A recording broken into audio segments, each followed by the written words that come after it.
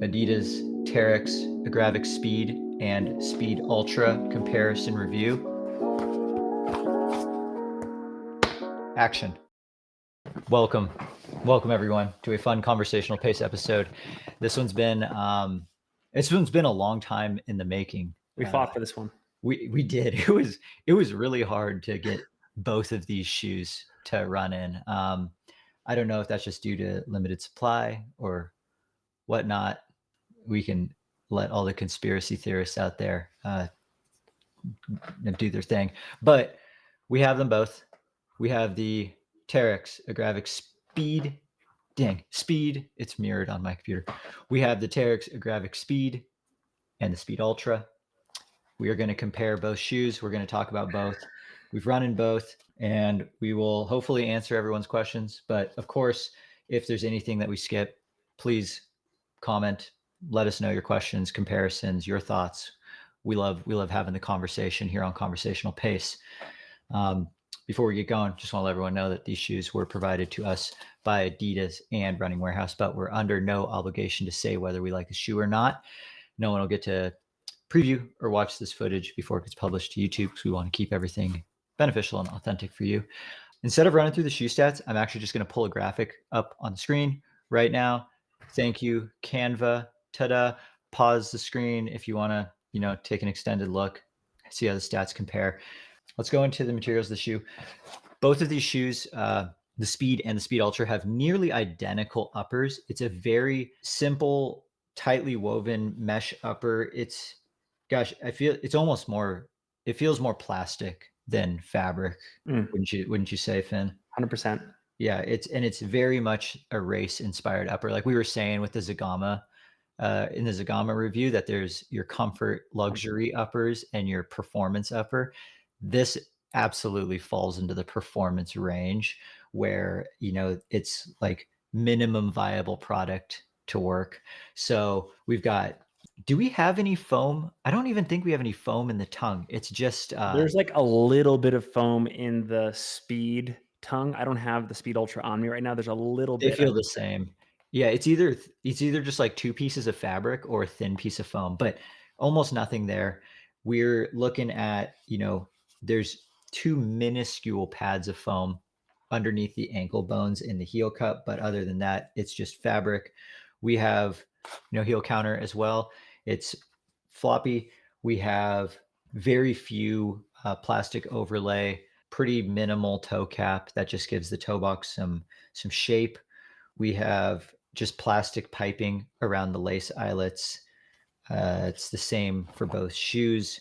Yeah, it's funny, there's not much to talk about with this upper other than that, like you said right before this review starts, you're like, it feels kind of like a road racing shoe upper, which, yeah, it's a non-stretch material. It's very thin. It's very lightweight. It's clearly meant for going fast. The tongue on both shoes is gusseted into the midfoot. And another thing that I wrote down that I feel like is probably important is that the insoles are pretty heavily glued down. You could probably take it out, but it feels like Adidas doesn't want you to.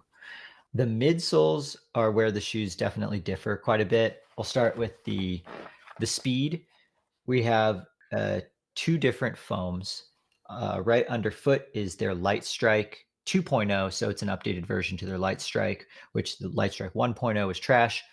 Light Strike 2.0 is quite a bit better, and it's kind of like the budget version of Light Strike Pro, which is the bottom half. So we have Light Strike Pro closest to the ground, Light Strike directly underfoot. There is no plates of any sort in this shoe, and we do still retain that kind of bucket seat type construction, even though this is not a very high stack shoe. For the Speed Ultra, we have full length Light Strike Pro. We also have their plastic rod system. It's not carbon, which is we'll talk more about this on why, Adidas went plastic instead of carbon, but it's in a similar shape to their super shoes. So there's kind of like 5 rods that go through the forefoot and into the heel. They kind of all come together right under the midfoot. So it's not one big giant continuous plate. And that's so that there can actually be a little bit of flexibility to the shoe. So we got a little bit of rigidity, but not a ton. I've got a question for you. Yeah. So last week on the Zagama review, I was asking about the carrier foam rationale. On the going back to the speed has that dual midsole foam layer, and I was telling you offline that it was interesting that the firmer layer they put on top, and they put the softer layer closer to the outsole of the shoe. What do you think the rationale is there?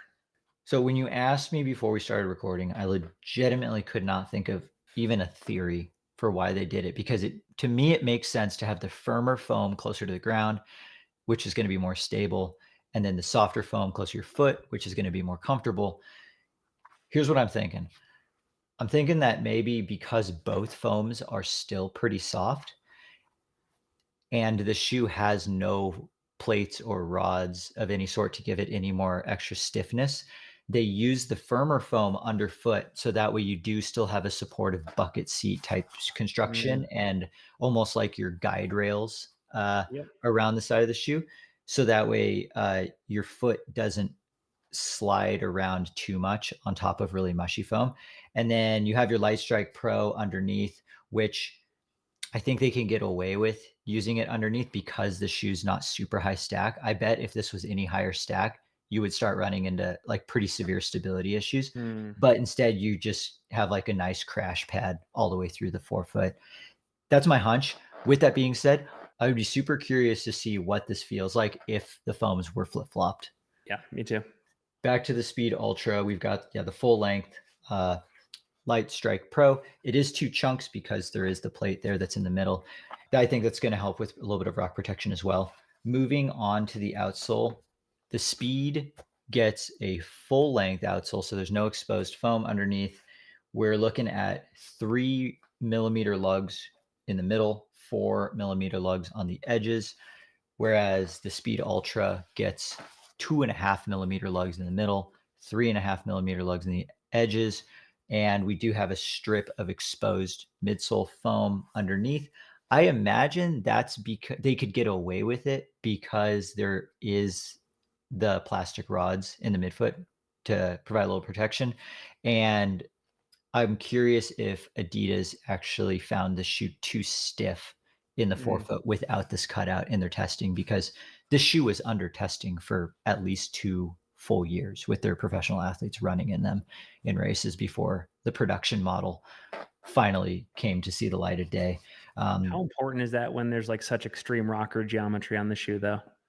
To have a cutout like this, Just to be concerned about the firmness or sort of at the forefoot of the shoe.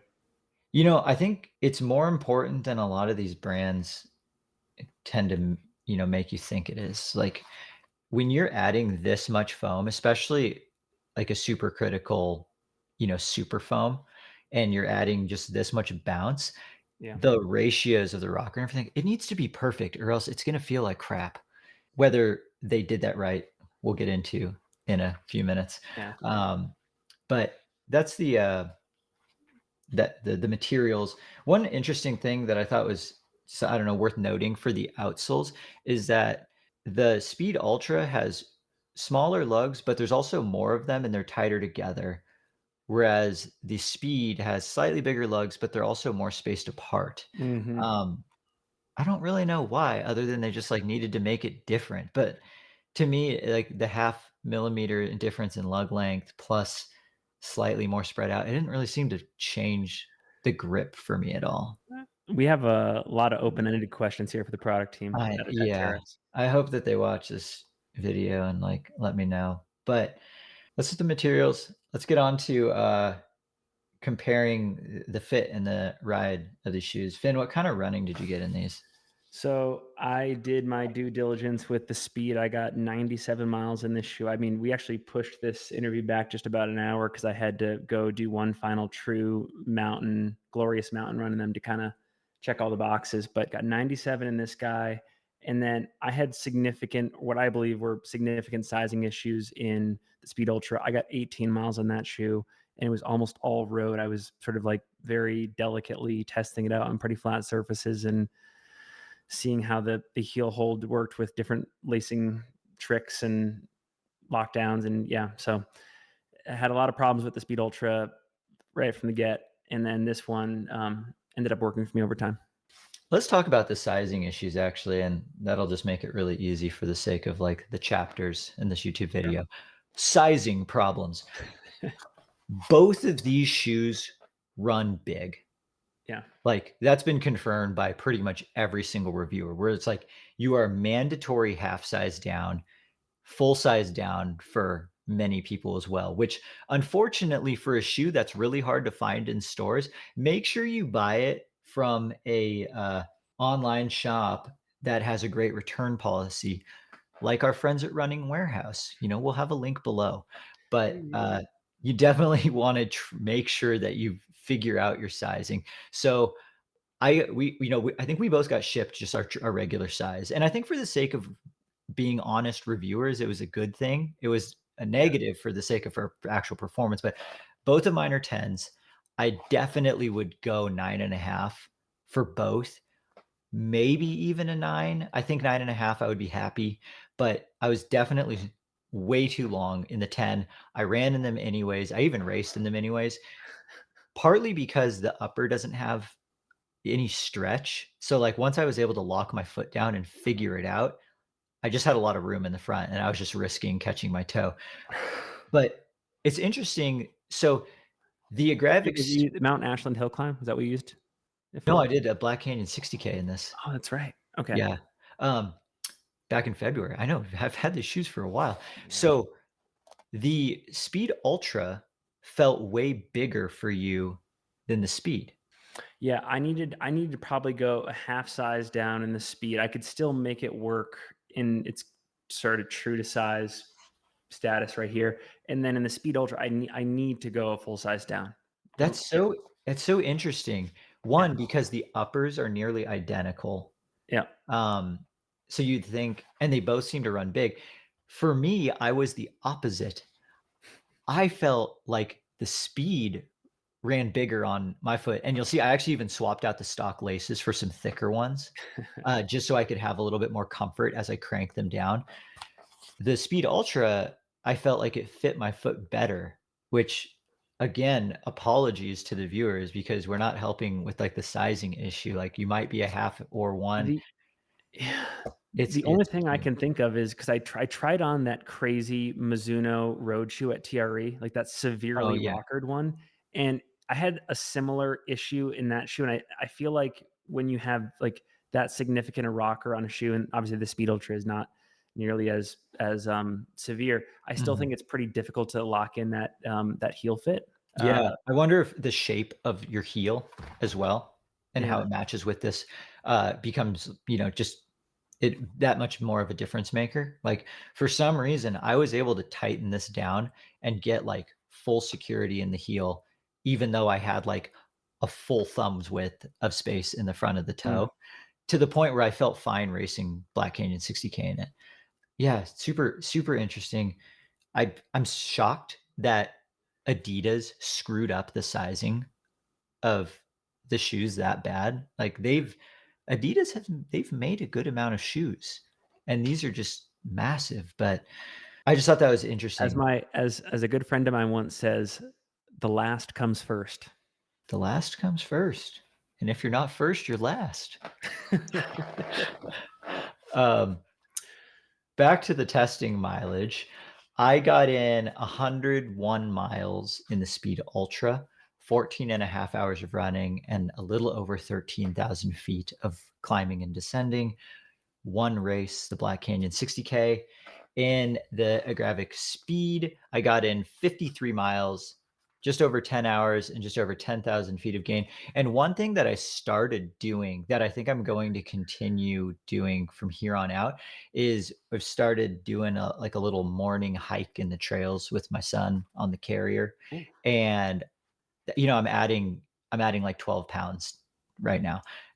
Going a couple miles every morning. I'm gonna start hiking in whatever shoe that we're reviewing because, yeah, I think the hiking time is important for one, the time on feet to see how the foam breaks down, as well as to see how the shoe works just from a hiking standpoint. Yeah, So, I got in probably 10 miles worth of hiking in the shoe as well. that's awesome. Um, from a running standpoint, both shoes, I logged the majority of my miles here in Ashland on, dry single track, couple wet days in the Speed Ultra earlier this spring, but nothing too extreme. Both of these shoes weren't really built for super sloppy, muddy conditions. They're more of like your all-terrain kind of outsole. So going back to the fit, it runs long. How did you get like what did you like about the Speed upper and kind of how it worked on your foot? Yeah, I mean, I think like most of the time, like these like road styled uppers work very well for me. And again, I feel like we keep saying this line. We said this offline. Like this, the majority of this upper construction proved to I think you and also to me. I didn't put it quite in these words until you said it, but like you really don't need like all of like the overbuilt material that goes into a lot of these shoes, and like this kind of proves it out. um I liked that it breathed pretty well. I just generally like that it's minimalistic, like I said. Foothold is pretty good. Like I actually really liked this lacing system. I think that this lacing system was actually responsible for why I got like a pretty good mid foothold. Like I love, do you call these like serrated laces? I Serrated, sawtoothed, what's the I don't word? I have no idea what the I just kept saying that they're ribbed for your pleasure.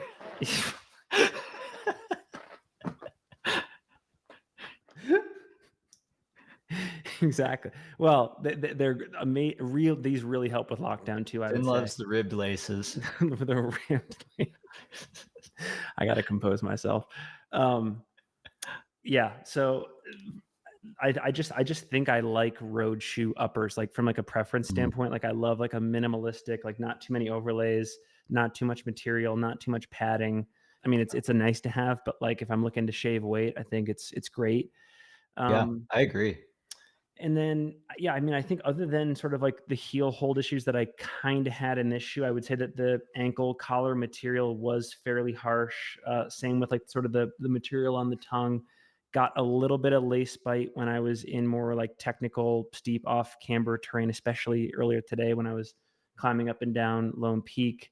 And yeah, actually, I would say I wish this tongue was a little bit longer. Actually, like I think Yeah, part of the I reason wrote why that down too.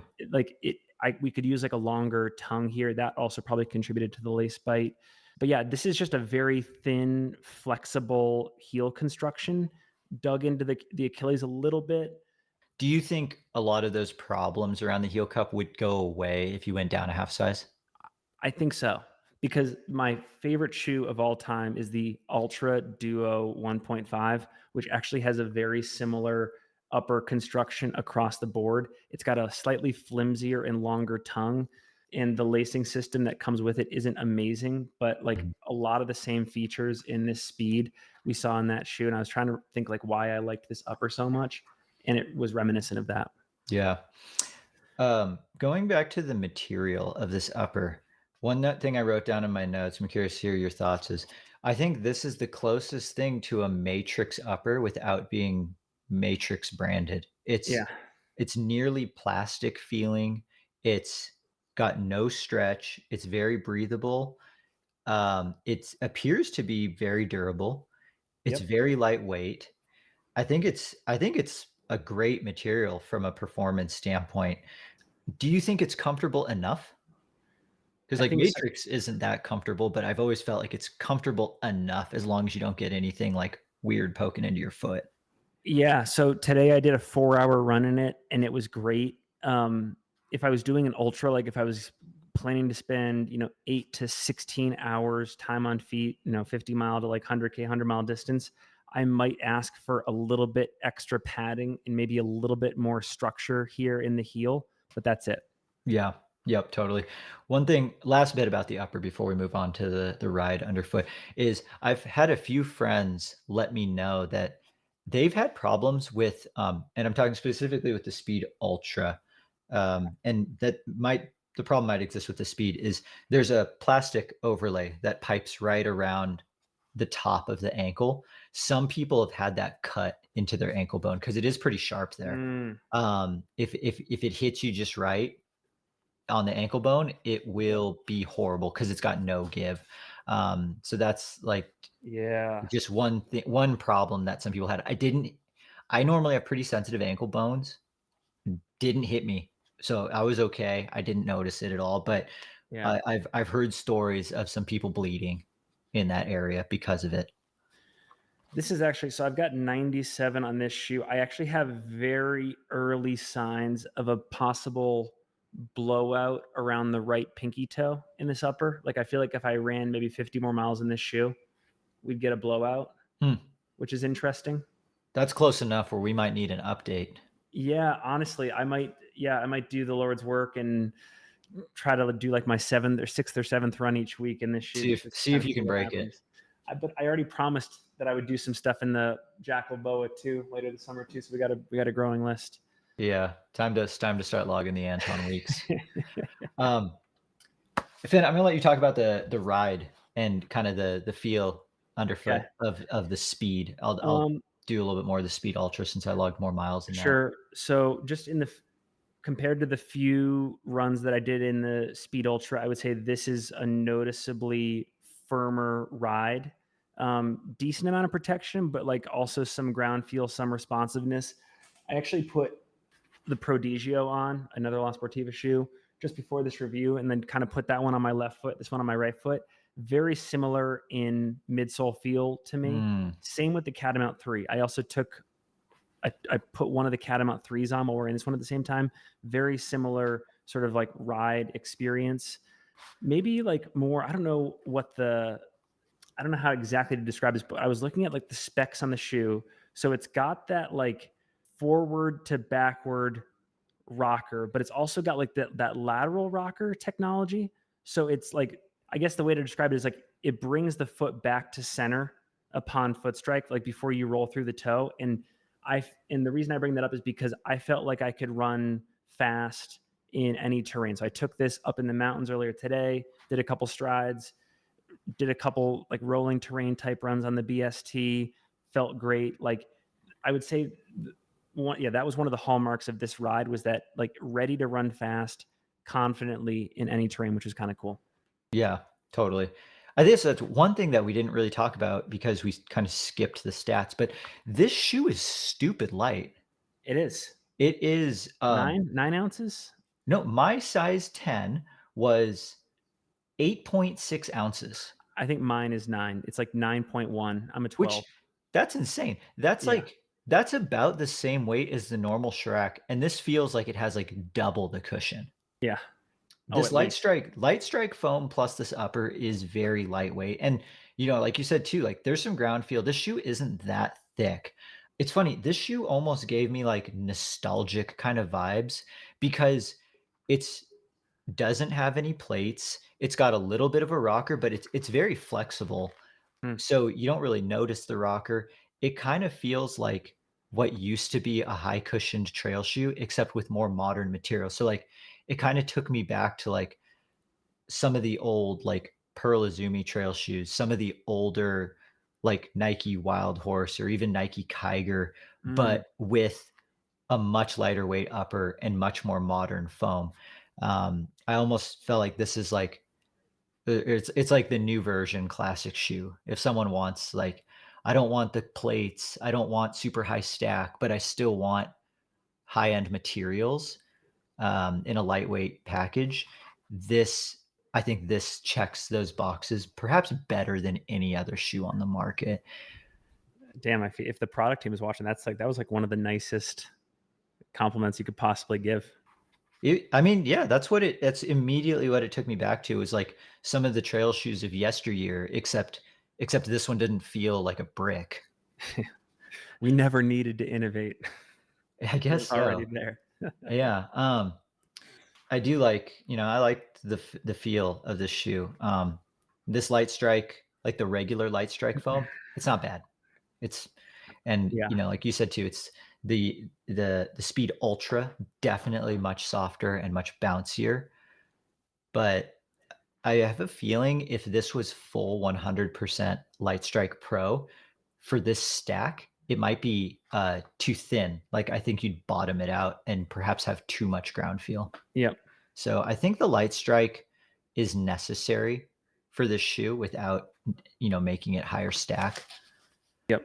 But yeah, The reason I brought up the dual midsole layer, like, decision hierarchy was because I was wondering if stability was gonna be an issue in this shoe, but going back to sort of, like, having the longitudinal and the lateral rocker kinda covering both planes of movement, that seemed to cover that issue pretty well. Like, I felt very stable in this shoe, and I wasn't expecting to.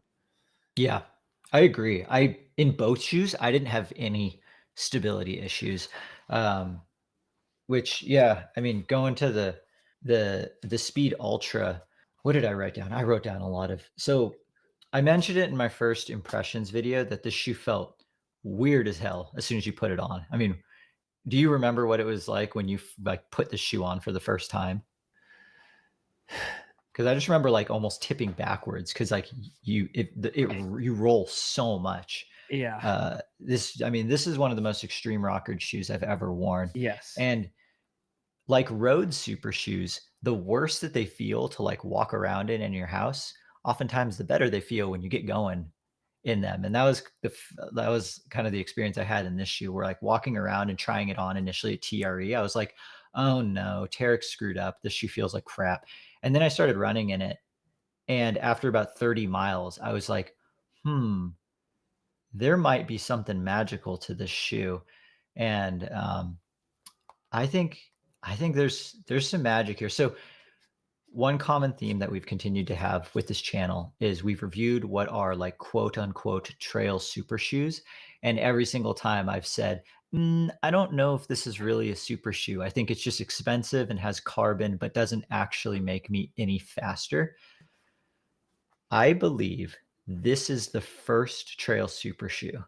And Wow. I think Terex did it first. So and now we're getting into like this is people are going to start hitting some FOMO feels right now.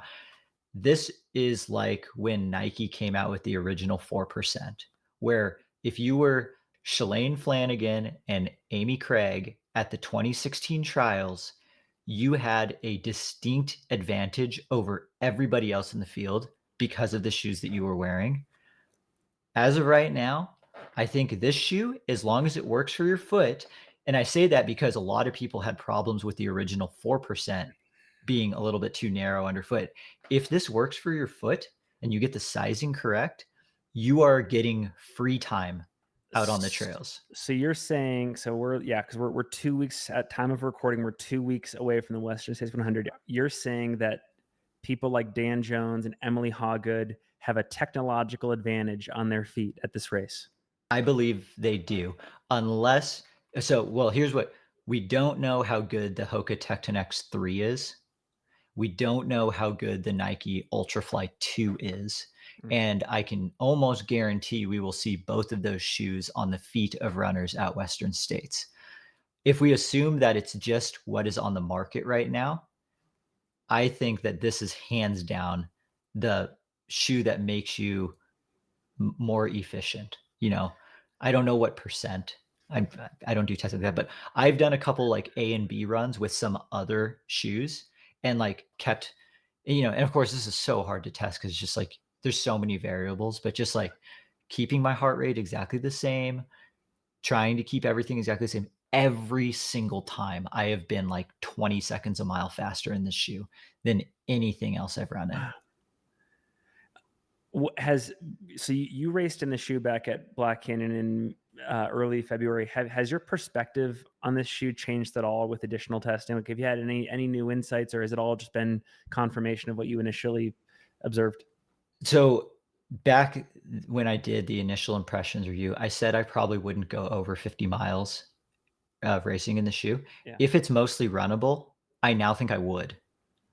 Mm. Like my ankles and my feet feel good enough in this shoe now where I think, even like a Western States, I could see myself running the entirety of Western States in this shoe. High country too. Yeah. Oh, yeah. Like, at Black Canyon this year when everything was frozen and it was just mud holes because it was the day after the 100K, Yeah. I was certain I was gonna yoink my ankle so bad up there, and I didn't. I didn't at all. It was fine. Um, and this shoe, as well as the speed, they drain and dry so quickly. Like, this is one of those shoes where I think I could run the entire Western states in this shoe, and I would maybe just change my socks, but then put the same shoe back on. Okay. Potentially even just Courtney Dauwalter, one shoe, one sock the whole time. It drains that well, Yeah. as with other Matrix shoes. But I do think that this is a shoe where if it works for your foot, you have a technological advantage.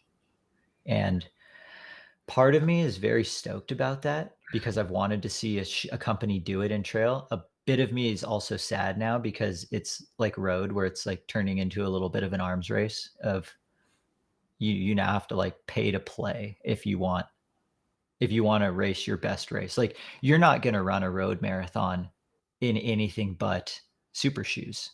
Mm. Like you're just leaving time on the table if you're not wearing super shoes. If you are caring about the performance of your trail races and like making sure you get from A to B as fast as possible, I think we're starting to get into that era of trail super shoe. Wow. Uh, I know I'm asking a lot of questions. Can you explain like the purpose of those energy rods in the Speed Ultra and like because we were talking about like carrier foams last week and we were talking about sort of like the dual layer midsole. Like what role do the energy rods have to play in stability of the shoe and whatnot? So the energy rods are they're supposed to check all the same boxes as like the carbon plate of a regular super shoe. So Mm, it's gonna help load the foam. You're creating a spring type effect because when you have foam this soft, you need something stiff in there to help channel the energy and give it direction. These plastic rods still do that. When I talked to the designers of the shoe at the running event, the reason they did not use carbon was because their athletes did not like carbon. They tested carbon, they tried it. mm, A lot of the athletes said it made them feel worse, like their feet were working too hard. A handful of them also just simply broke the carbon. So then they landed on a pretty dense plastic that's still pretty stiff, and the rods are not round. They're actually like flat shaped. They're like an oval, and it's just eventually what they came to that gave the best combination of stiffness and propulsion while also still having a little bit of flexibility for the trails. gotcha. Okay. Cool. And you're still going to get a little bit of rock protection from that as well. Yep. But it was also the other thing too is like it was just harder to break. The other thing too is it keeps the price point of this shoe a little bit lower. This shoe's $220. The Nike Ultrafly is 260. The North Face Vective Pro 2 is 250. The Mount Blanc carbon is Is 260. 260. Yeah, exactly. This undercuts the competition while also being better. I mean, yeah. Um, okay. Yeah, this one's just gonna run a little bit long That's because we're fine. doing That's two fine. I'm, shoes. I'm digging it. What do you think can be improved? Is there anything that you want to see improved from either of these shoes? Maybe aside from the obvious of fixing the sizing, like the sizing can be improved. What else? I think to additionally set apart the speed, I would like for this outsole to be a bit more aggressive in mountain conditions. So we're looking at like 3 to 4 millimeter lugs. I'd love to see like 5 to 6. Okay. Okay. I Yeah. think like a more aggressive tread would really differentiate the shoe because I I feel like I'm also using this shoe in basically the same terrain as a Speed Ultra, but once I get the right fit in the Speed Ultra, this no longer serves a purpose. I don't know how to differentiate them in terms of use cases. So we really need a differentiator. And for me, it's going to be just making this outsole more fit for, racing like a speed goat here in Utah. Totally. See, and what's interesting is I think actually as we record this review, I think the embargo has finally been lifted for the Agravic 3, the cheapest of the series of these shoes. Yeah. Hopefully we'll get our hands on a pair of those. The Agravic 3 has the biggest lugs.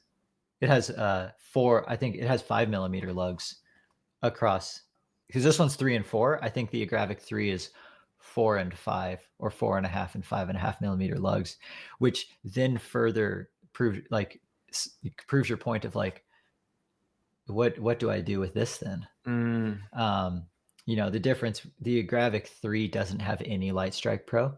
yep. It's all Light Strike. Apparently it has a nylon rock plate and the more aggressive outsole. It almost sounds like that's all the things you want this to be, Right. which is also $30 cheaper. So then where does it's like the Hoka problem. They have so many shoes in their lineup, like, where does this fit in the quiver? If, like Yeah, totally. I mean, the one thing is of the 3 shoes, this is still the lightest weight, so that's mhm, fun. So this is what I wrote down for something that I thought could be improved about the speed. I would be willing to sacrifice a few grams to make this upper a little more comfortable mm, because this is my race shoe. There's no scenario where I'm racing in the speed over the Speed Ultra. So then let's just why can't we just make this one a little more comfortable? Like, can I just have a padded tongue and a thicker, you know, traditional heel cup, uh, at the expense of 15 grams? It's already stupid light. right. Like, let's just make it a little more comfortable. That's one thing that I would love to see improved. And we're really splitting hairs with the Speed Ultra because I had a hard time finding something to improve on this shoe. I Besides sizing. Besides the sizing. The only thing is, like, I do think the heel security could still be better. Sure. It's not perfect. It could be better. And the other thing too is, like, the fit around the heel and ankle collar for those that this is going to jack up their ankles. I think it could be a little bit more universal fit around the heel. Yep. That kinda leads into, like, what we were saying too is, like, do these shoes complement each other, and do you need both in your quiver? You know, I like what you said about how, like, this one doesn't bring a whole lot to the table, assuming this one works for you. Yeah. Uh, and especially now knowing that the Agravic 3 is a more aggressive, like, mountain version of this shoe, I agree with you. I don't think I don't think you need both because for faster running, long runs, I'm taking the Speed Ultra, Yeah. and for if I need something that works much better on more technical terrain, it's gonna be the Agravic 3 because I don't believe that the speed is really better on technical terrain than the Speed Ultra.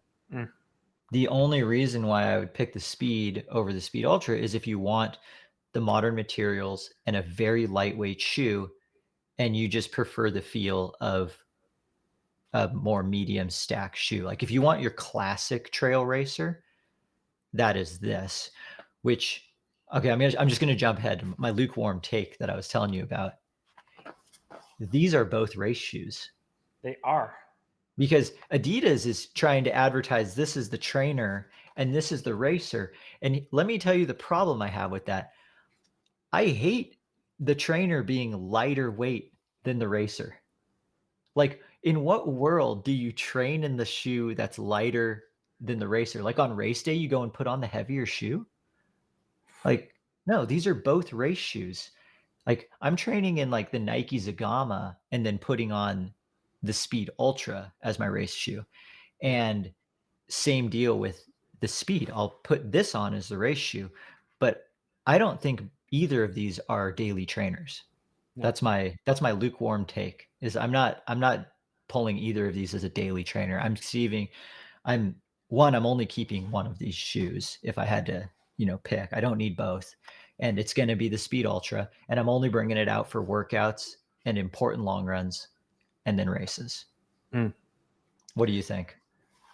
Agree, and I guess the only thing I would add to that is I'm impressed by both shoes, especially impressed well, yeah, I lament the fact that I never really got a fair shake with the Speed Ultra, and if I can somehow get my hands on, like, a size 11 in the future, it'd be amazing, but I'm shocked that I'm hoping that this is, like, a moment for the brand, like you said, where they just released the first super shoe onto the market, and that drives demand, but, like, I look around in our community, I don't see a lot of American trail runners with this brand on their feet. All of the cool people from on the pro side of things, like, the Abby Halls, the Emily Hawgoods, the Tom Evanses, they're all wearing it and having a ton of success. Dan Jones, but Yeah. I'm wondering what happens next for this brand. Like, it's a beautiful looking shoe, works great in certain conditions.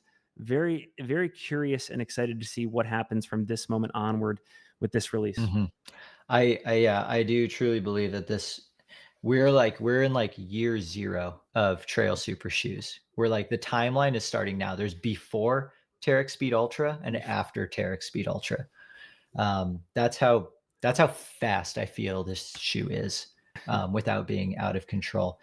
Let's quickly touch on durability. That's one thing Adidas has always been really good at, is making shoes that last a really long time. How do you feel about the speed from a durability standpoint? You said you had one worry about the upper. I'm noticing a blowout in the pinky toe section of the right shoe, and we let's check in like August. I'll try to get another 40 to 50 miles in it between now and then to see if anything gets worse. But I can see like the makings of a blowout there. Mm. How about like midsole, outsole wise?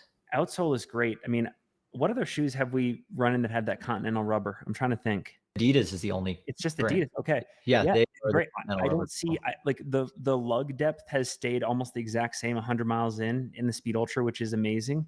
Yeah, I typically with my stride get a little bit of shaving towards the back of the foot, not seeing it currently. yeah. And Continental rubber is impressive. yeah, It used to be, so that's one thing actually that they changed a lot. It used to be the base of it that the lugs were attached to used to be very thick, and that yeah, made Adidas trail shoes in the past very heavy. They said this is one thing that they worked on a lot with Continental, and it is now as thin as like the Vibram light base material, oh which is cool, why we're not seeing the shoe weigh 12 ounces like it would have a couple years ago. Um, sweet. but yeah, this is what I think. This Continental rubber is one of the best rubber materials in the industry. And then I had some break in with the midsole after about 20 miles, but then it kind of held shape the rest of the way Mhm. and hasn't really changed for me underfoot. So the only evidence that I have in terms of what's going to go first, maybe the upper, which is I'm surprised by, but Yeah, because that's not a very matrix like characteristic. yeah. But yeah, I think durability is great. So I think I agree. I think the durability is great. I'm not seeing any uh, upper fraying or anything on either of the shoes. I think that if I had to take like if I was a betting man, I'm saying like 400 to 500 quality miles out of this one, and I think what's going first is the midsole Okay. for me, over the upper or the outsole. The Speed Ultra, I think I'm probably going to wear out the outsole first because the lugs are a little bit smaller. I would not surprise me at all if I got 700, 800 miles in this shoe. And I had a picture in my first impressions video. I'll attach it again right now. This is Eric Lapuma's shoe after 1,000 miles. This is his Speed Ultra with 1,000 miles on it. They look pretty dang good. Yeah. Um, I'm sure I don't have as efficient of a foot strike as the Puma, but I bet it's 700, 800 miles, which, you know, let's jump to value and close things up. $230. Wait, 230, 220. 220. 220 for this Speed Ultra. For how long it's going to last and for how much gain I get on the trails from an efficiency standpoint and energy saving standpoint, I feel like this is absolutely worth it. It's going to be absolutely not worth it if you get the wrong size. But from a racing standpoint, like, it's gonna be hard for me to race in anything else, assuming that it's not a pure conversational pace test. Because 'cause we'll race in anything here at conversational pace, but You put it on the teleprompter, we'll race it. yeah, if it's, like, my choice, I'm picking this shoe for most races now. Okay. Um, how do you feel about the value of the speed coming in at 160? Amazing. Yeah, I think again that like dollars per mile ratio. I don't see why this shoe can't go at least 500 miles. I feel great about it. Yeah. Yeah. Yeah, I agree. I think the value is great. The only thing that I question is who is going to buy this shoe? I think there's like one or two types of runners that are going to buy this shoe, but I think everyone else should get their comfortable trainer and then their race shoe. Let us Medium know if there's medium stack is not to be overlooked though. There are people that really no. do appreciate that like medium stack. Yeah. Well, and like this is a shoe. Don't run in this every day. Yeah. Your running form will get worse if you run in this every day because you need to feel the ground a little bit. But from a racing standpoint, workouts, this is a shoe. Let us know in the comments if you have any other questions. If you want us, comparisons to other shoe. One video that Finn and I will make that I'm telling him about right now is we will do like a big trail super shoe, like comparison and like rundown video. I think we'll do that once we get the Tecton X3. Then Mhm. we can do like Tecton X3, the Speed Ultra, Nike Ultra Fly, North Face Vective Pro 2, um, and compare, and we'll just rank them in terms of our favorites. Are we gonna go live at Western States with the North Face review? Are we gonna Uh, should we let I people don't know know if we'll ahead of do it time? live because I want to Yeah. like make it a little prettier, Okay. but we will be recording it in person, Okay. which will be fun. That'll be fun. Um, but yeah, let us know in the comments if there's anything we missed. If you have any questions, we will be there in the comments to answer. And if your local run specialty shop does not have the Speed or the Speed Ultra, and you want to try these shoes out and get them from a site with a great return policy, use our links below to get it from our friends at Running Warehouse. Your purchase will help support the channel, allows us to keep pumping out quality shoe reviews like this. Thanks for everyone who continued to watch all the way to the end. I know this was a long episode, but we wanted to do our due diligence with comparing these shoes. And we will see everybody in the next Conversational Pace episode.